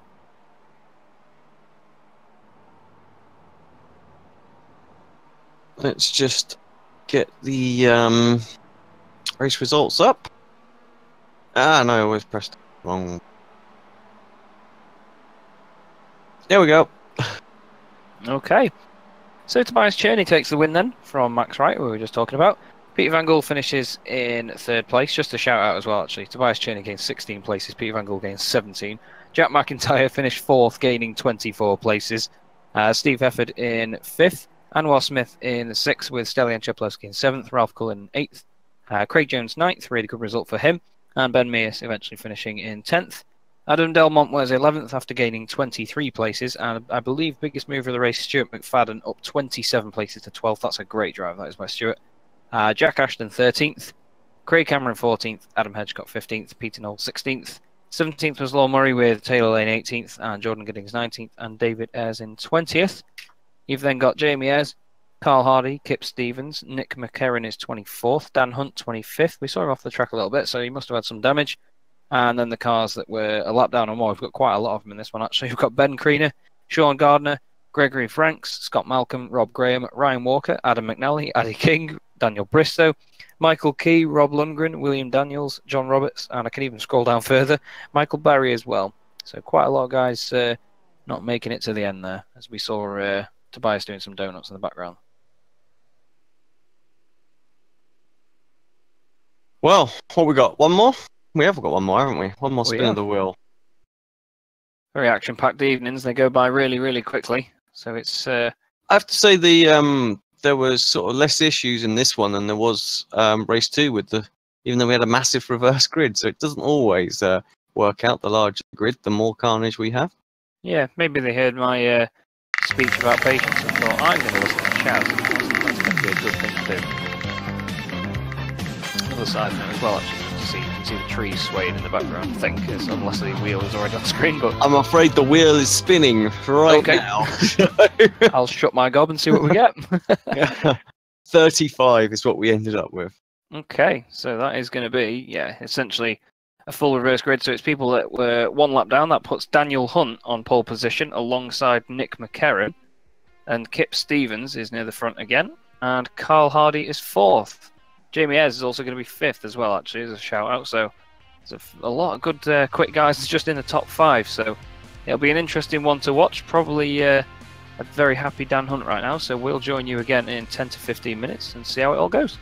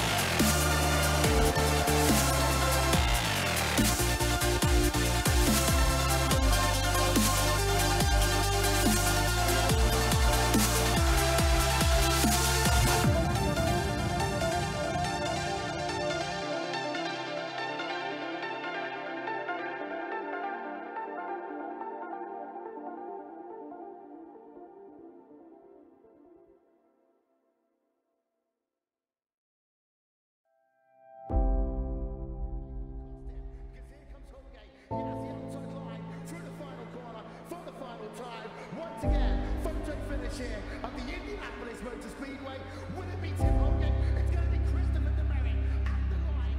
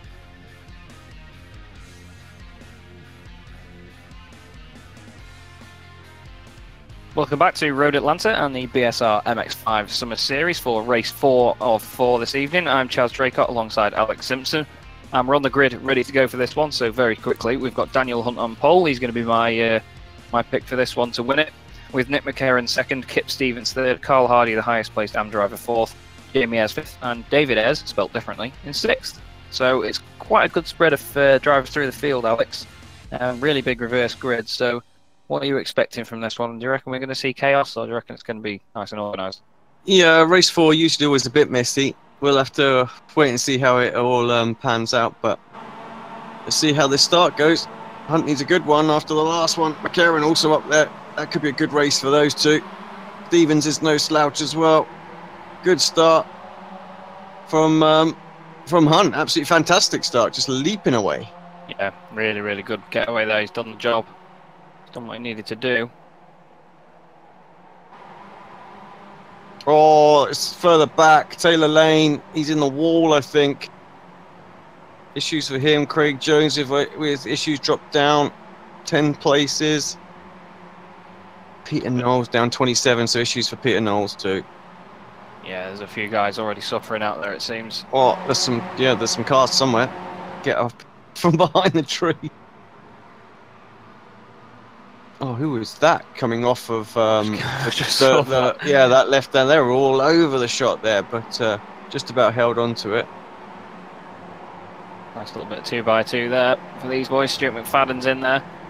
He's got some of the result clothing boys hunting him down there. That's number 19, David Ayres. Steve Hefford's just behind them as well. You can see bright yellow wheels. Ralph Cullinan in there in the Blue Flag Racing colour scheme. Really action-packed first lap every single race that we go through with these guys. Everyone's always swapping positions, as we see Ryan Walker there going down the straight. He is side by side with a Mr. McIntyre, who's actually down places for once. That's an absolute miracle. Oh, that's I would say it's very right. Yeah. Nice journey. Green number. Got some spot. Oh, that's Stuart McFadden. Yep. Into the wall.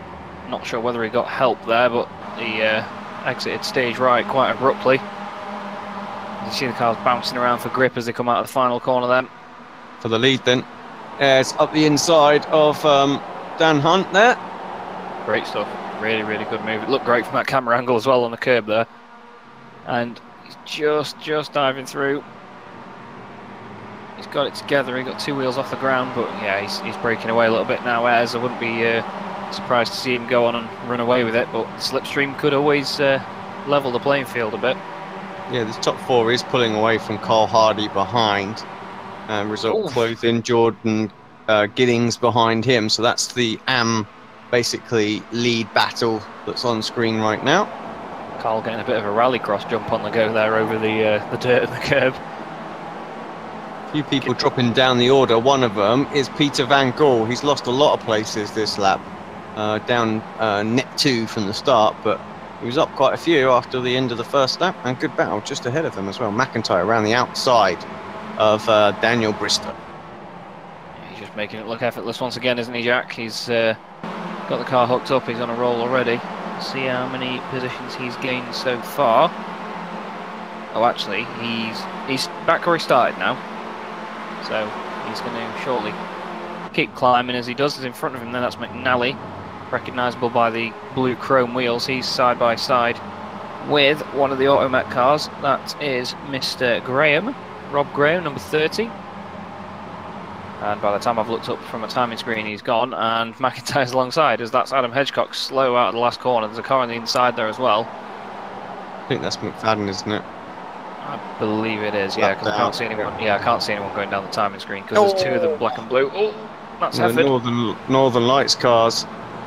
All kinds of out of shape. Hedgecock's going to be able to take advantage of this, although he needs to go around the outside, and actually didn't get a very good run off of there at all, and has lost a place to Stallion. Yeah, off the road. Ooh, nearly. Yeah, it was Adam Delmont. Yeah, but I see what you're saying though. Hedgecock he tried to go for it, and he actually really compromised his run out of there. And Jack Ashton, really opportunistic, shoved it down the inside, and off he went. See what happened here. Oh, different lines, and yeah. he's got away with he got away without hitting the wall, didn't he? So he will continue. And there was someone to the right that went off as well. Yeah, I don't think the groundskeeper's going to be too impressed with that, though, with the amount of grass he chinned up. And Dan Hunt is back in the lead of the race. So the slipstream's obviously coming to effect somewhere for him. They actually did very, almost identical lap times last time round, did Dan Hunt and Jamie Ayres. So the battle is really on here between these boys. We've got Kip Stevens still hanging around as well. Nick McHerron's there. He's going to try and help out his teammate. So it could unfold to be a tasty little scrap, this one. We know Dan Hunt's quick. He's really good in pretty much any car he goes in, but Jamie's just got a better run there, it seems. Going to try and go down the inside. Dan slightly defensive. He went to go right a little bit, but Jamie's out of it and playing it safe.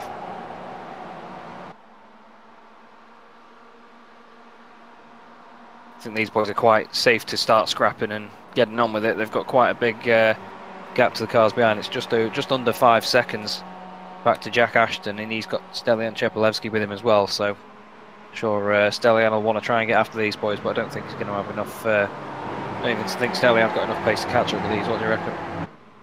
I think he has. I think he'll be there. I mean, 4. Got to really go for it, though, hasn't he? It just depends. These guys are quick as well, aren't they? Yeah. Depends if they fight, doesn't it? Yeah, I think he needs them to have a little scrap, doesn't he, to make it happen. Just depends how wide Jack Ashton makes that MX5. That also does come into play. You know, a couple of laps where they're battling and exchanging positions. Ashton comes back at Cillian, for example. It's going to be difficult. Hunt again, coming under pressure from Ayres.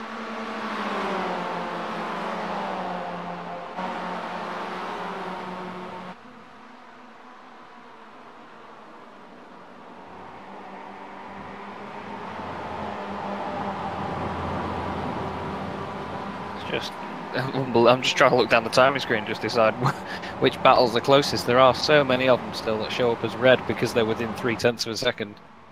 It's fantastic to see. But this little battle is a bit more spread out now. Ayres is in the lead.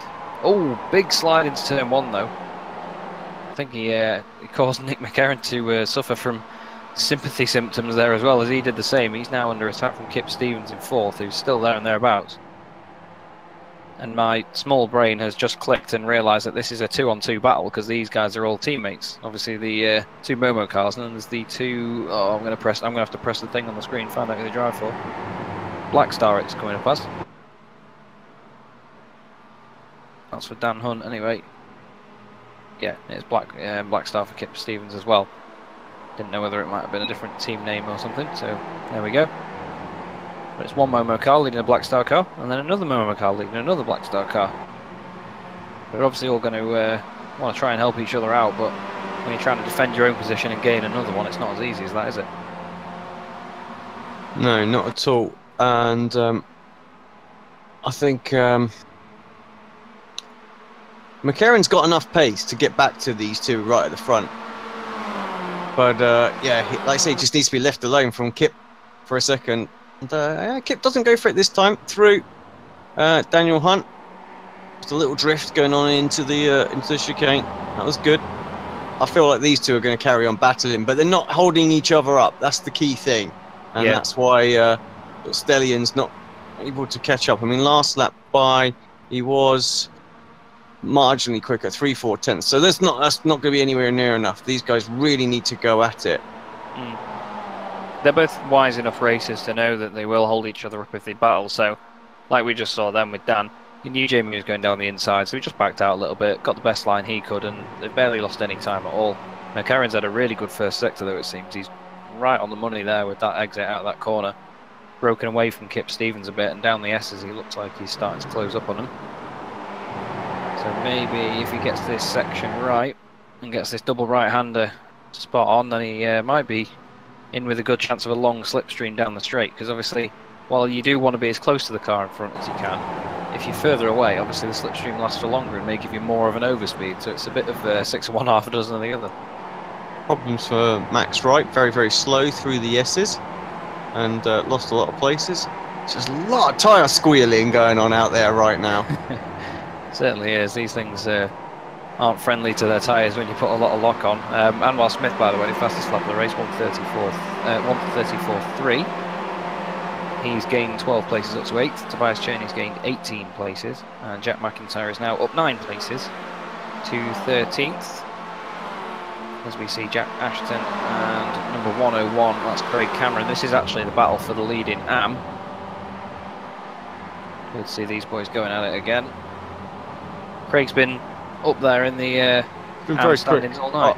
Yeah, shame. Line not quite right for him there. Surely Jordan Giddings, who is 3rd overall in class as well, could have a little shot here. But it's Gregory behind, who's 4th. So top 4 in class, literally right there. And they've got McIntyre trying to get in the mix and get past the AM drivers. Yeah, Gregory. Oh, wow, that's Craig Cameron with a hell of a slide on. Those Northern Lights cars have been really loose tonight. I don't know what they've done to that setup or what they've spilled under the rear wheels, but they've not been looking too chirpy coming out of turn 1, have they? I think we've seen so many people lose it there, actually, that it is just tricky. You know, it's a high speed corner. The MX5 does have a habit of just sort of, you know, sometimes rotating off. And you think it hasn't got enough power to do that, but trust me, it has.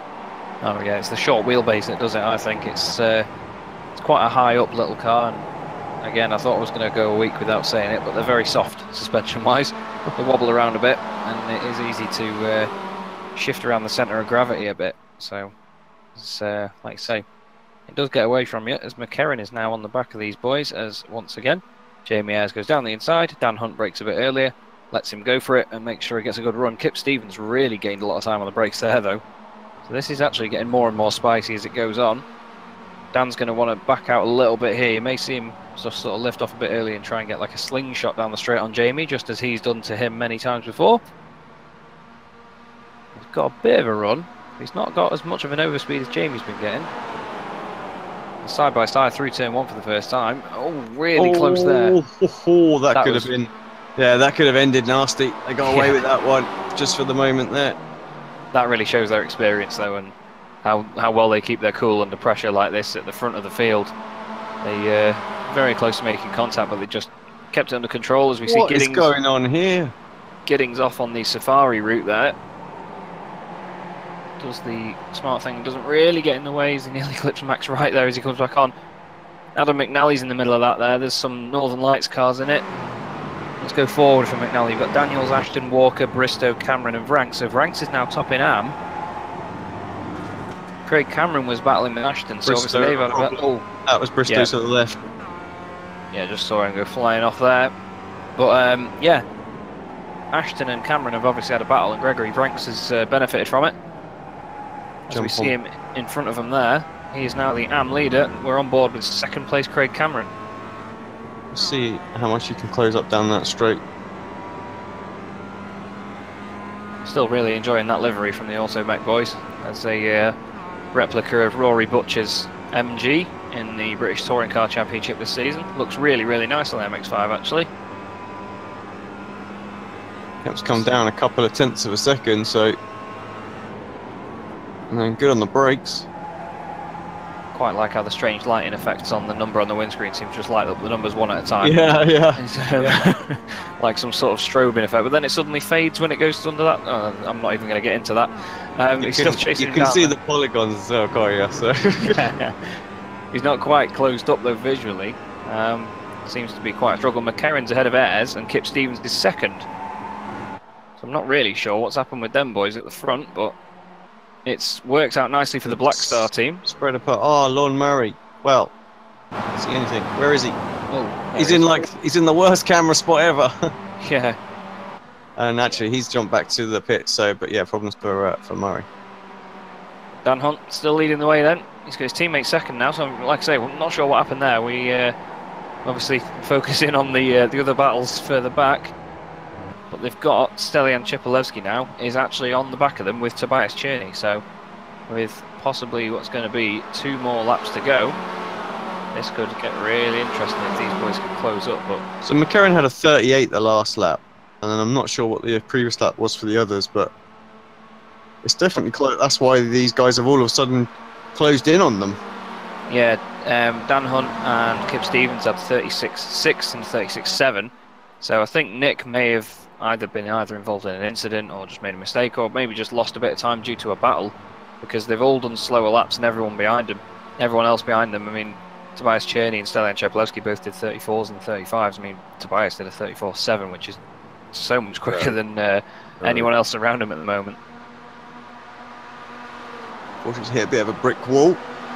And yeah, Nick defending hard into turn 1. Tobias having a little look. Can't quite get the cutback that we saw McIntyre do earlier on, which was just fantastic. He's going to be sick of following these Momo cars. He was doing it in race 1. Actually, sorry, it was Anwar Smith, wasn't it, in race 1 that got up there. As you see McNally, Ryan Walker there side by side with, is that Jack Ashton? It is indeed. Yeah, Ashton. These boys fighting for a podium in AM. Great to see Ryan Walker getting his elbows out, getting involved. Yeah, he's had a couple of sort of difficult races, so this will put him in better spirits. But yeah, currently 4th in class, so he'll want that podium. It's right in front of him. We've got just a couple of laps to go. Someone is that right under there of all that camber. The cars just really sound like they're losing it. Oh, and that's Giddings getting some help around. From Roberts, wasn't it? Yeah, I think it was, just to be fair, they concertinaed up on the brakes a little bit. Don't think they were all expecting it at the back of that little group there. It split it up quite nicely, really. Just a shame that it was at the expense of Jordan Giddings' position. McNally really on the back of Ashton there. Those two are teammates, livery just slightly different. Push them down the straight to make sure that they clear Walker there. Right, what's going on at the front then? Because we're on the final lap here of the whole meeting, and yeah, to say it's close, I think, would be a understatement. Stelian Chepelevsky is with these guys. We said we didn't think he'd make it. They clearly have had a little battle, and that's kind of opened the door to him. He's got 1 lap, well, half a lap now to make it happen. He's got to get by Kip quickly enough to get the run on Dan Hunt on this final back straight. He's got a nice exit out of there as well. Just as well, Nick McCarron's dropped down to 7th place, so I'm not quite sure whether he's picked up damage or something because of an incident, but he did another 36.7 last time round, so he's doing slower laps this time. But here we go then. Stelian Chepelevsky gets a nice exit. Seems like Kip's got a bit of a better run at first, but obviously as the slipstream comes into effect, I think Kip will be alright here, and I think Dan Hunt will be okay as well. You're right, he is closing in. Now, what we've got to think of as well, where's Jamie Ayres in all this? Is Jamie Ayres close enough? He's 2/10 back though, so I don't think he's going to do it. Is Stelian going to have enough overspeed to go down the inside of Dan Hunt? Dan's really squeezed him over, but he's gone for it. Stelian Chepelevsky on the brakes, 3 wide. Dan Hunt's down the inside for the right-hander. Fantastic driving by Hunt there. Stelian's on the grass, but Jamie Ayres has come through. Now, can Jamie get a good enough run? He's nearly hit his teammate. He's going to try it. You've got to, haven't you, if you're Jamie Ayres? Chepelevsky held up, but Dan Hunt takes the win. Fantastic. Good defending from Hunt there. That was all about that. He just took so much speed in that he had the inside line for the second phase of the chicane, and that is what got him it. Right, class win then for Gregory. He takes it. Great stuff. Really good for Gregory. Gary Cameron in second, and then Jack Ashton did come across in third for the AMs. And Ryan Walker coming in 4th for AM there. Another good result for Ryan. He's, like you said earlier, he's had a bit of a tough evening in some of the races, but it's only his 2nd week back onto the service after a while out, so smashing stuff from Ryan there to be battling for the front of the whole AM category. It's always good to see. But that was great from the first 4. Really, really good, entertaining stuff that, and to see Stelian come through on such a charge and still be in with a shout at the win at the end, it's just goes to show he's all outright pace, doesn't it? It's just great week after week, and those Momo guys are just an unbelievably formidable force. Well, they just showed it in qualifying, didn't they? This week, right there, you know. So was it top 5, top 4? And then, yeah, top 5, and then another one, I think 8th or 9th. It's just unbelievable consistency, and they just work so well together. And like I said last week, it's all a team game. If you are going to be in a racing team, you've got to work together. There are a lot of people that say they're in a team. It's just they run the same livery and they don't really do a massive amount. But I'm not going to name any names. But yeah, it's one of them where it's a really good team effort by them, and it certainly shows in the results they get. Good point. That's come up on the chat as well from Baxter is you could see the difference between Stillian using the clutch with probably a H pattern or a sequentials, whatever it is he's using. Just the fact that that gear change really, really slowed Kip down, where it didn't seem to affect Stillian's momentum at all, and he's able to get it done. So yeah, it's so important to learn that technique, so to speak. You know? Yeah. And, or use a shifting. Damage your bank account, get H pattern, I suppose. Well, yeah.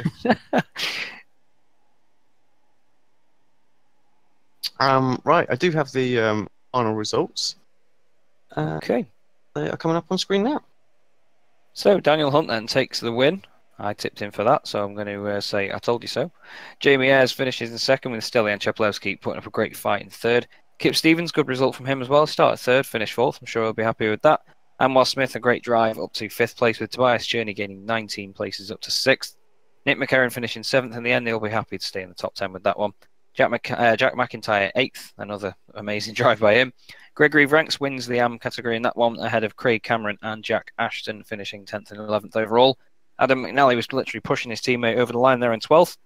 Ryan Walker finishing 13th, as we said, good result for him. Max Wright 14th, Steve Hefford 15th, William Daniels up 20 places to 16th, great stuff from him. Benjamin Mears 17th, Ralph Cullinan finished where he started in 18th with Craig Jones 19th and Carl Hardy in 20th.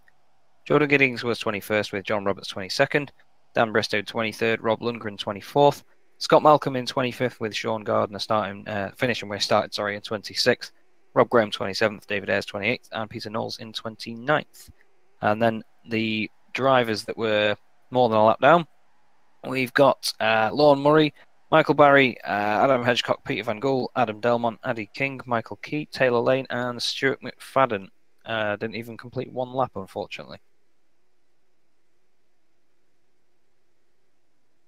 Wow. Good race meeting, Chaz.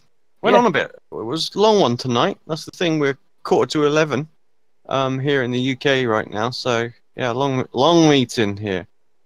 Definitely was, but a good one. So, Road Atlanta showing that it is one of the better tracks, actually, for good hard battling. That first sector sort of funnels everyone down single file. And then we have a mass brawl on that back straight. Yeah, it's one of those circuits that is quite widely used in iRacing. They seem to enjoy popping it into a few of their official series, so people do have a lot of experience here. And I think tracks like this are better for sort of series where there are sprint races. If people have sort of experience of a track from doing iRacing official races, then the racing is going to be better because people know the track and know what to expect more, and they get used to what moves you can make where, for example. So I think it's really proved that it's an understated gem on the iRacing service. I think Road Atlanta. It's one of my favourite tracks. I just think it really does. It feels nice to drive, even just as a hot lapping circuit as well. Indeed. Right. I'm afraid because we have run over, we're going to call it a night. And we'll catch up with everybody in the coming days. What do we got coming up tomorrow? It's the Le Mans Series. Broadcast tomorrow, similar sort of time, about 8 o'clock. I think it starts off here in the UK, 7 GMT. Thursday night, of course, is the return of the BSR TC Pro Series. Friday night, we have a very random night off. They're quite rare at the moment. Saturday, it's the return of the Euro V8 Supercar Series. And on Sunday, we've got a bumper field day on Sunday. Starts off with the iRacing Grand Prix Series. Then it's the VTEC Super Series. That's the final round of that. And then we close the night off with return for BSR and the Grand Tour event. Smashing stuff. Well, always busy here at Apex Racing TV. We appreciate everyone tuning in on Facebook and on YouTube. And from me and Alex, we will see you next time.